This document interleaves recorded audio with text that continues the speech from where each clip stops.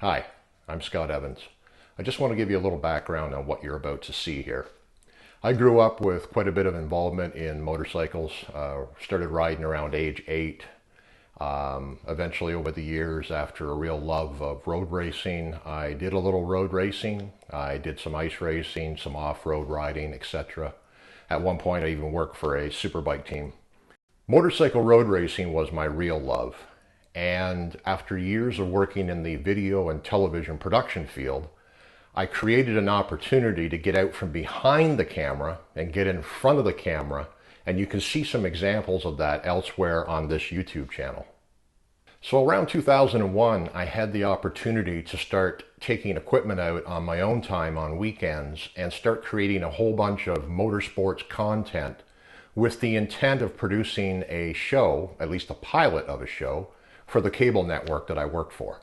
So throughout the year in 2001, amongst the offshore racing boats and the stock car racing, I had opportunity to go to the Toronto International Motorcycle Show and interview some fairly well-known individuals.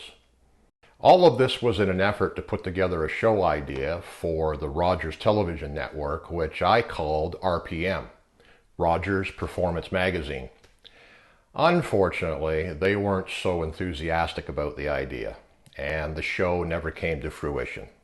However, I did keep all those tapes, and with my own equipment, years later, I was able to digitize that material, and now I can bring you some examples of that stuff that I did 14 years ago. That being said, if you're a fan of any sort of racing, you'll probably recognize the following gentlemen.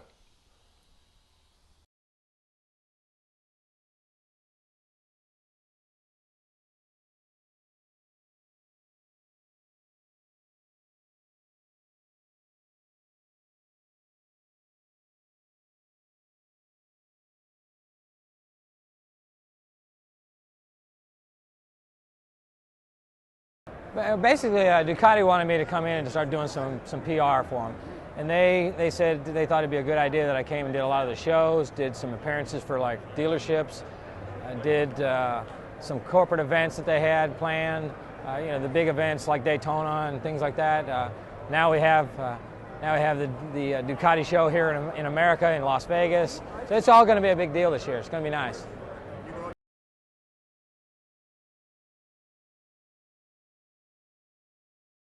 It's taken off. There's no doubt. There's a whole lot of Formula One technology now, that's filtering down into motorcycle racing, especially superbike racing. But the rules still keep it fairly close, and they've done some things with the rules that have actually limited the real expensive things that you could do. But they're still trying to cut that down. But yeah, there's a lot of Formula One technology now in motorcycle racing.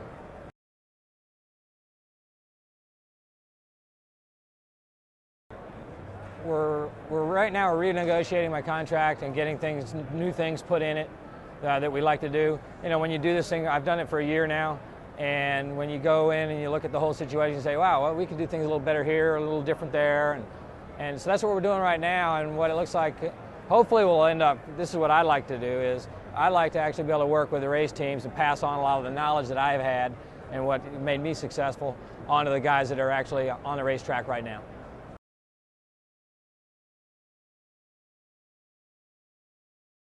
Take care of my 4-year-old.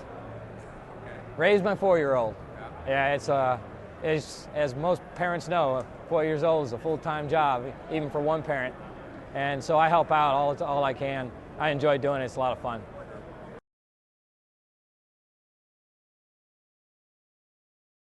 I actually wanted to start that, but I never got my bike from World Superbike that I was supposed to get. So So I just kind of curved it from there. I was like, well, if I couldn't get that, then there's really no reason to start really collecting anything, because that was really the main thing that I really wanted to collect, was the ones that won the championship. So that's the way it goes, unfortunately. But I collect hats. Oh, really? I collect caps. Yeah, I've got caps that nobody else could ever get because there was only one cap. Yeah.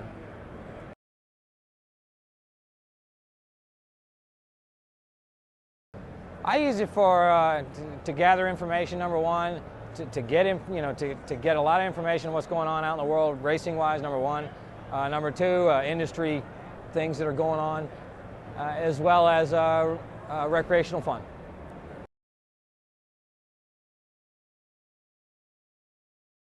I'm going to develop that this year, actually. Oh, yeah? Yes. What's that going to contain? A lot of, I want it to contain things that are involved in racing, number one, because that's really what everybody relates me to. But at the same time, I like to pass on a lot of information about things that you do on the racetrack, how that correlates over to street riding, and have like a question-answer area, you know, a forum area where somebody could get in, ask questions, and I could talk to them directly, stuff like that.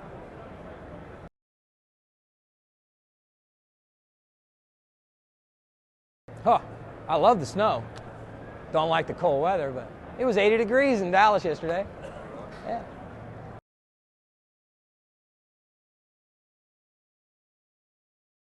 I think so, and a lot of it has to do with the television coverage of the races. That's one of the main important things that has boosted the awareness, you know, of motorcycle racing in America especially, and I'm sure it's done a lot for the people in Canada as well. You know?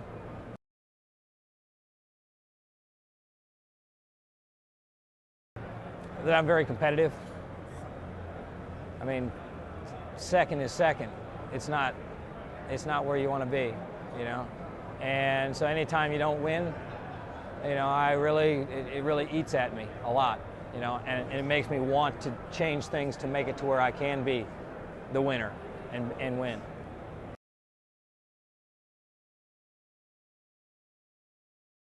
Oh, I can tell you exactly what I would change. Leaving Ducati in 1994. If I could change anything in my whole career, it would be that. Well, I hope you enjoyed watching that. It may be a little dry, I admit. I'm not able to afford to buy the rights to all the old racing footage that I would like to incorporate into that piece. Nonetheless, over the next 3 or 4 weeks, I'm going to include 3 or 4 other notable motorsports competitors. I hope you'll come back and watch my interviews with them. Cheers.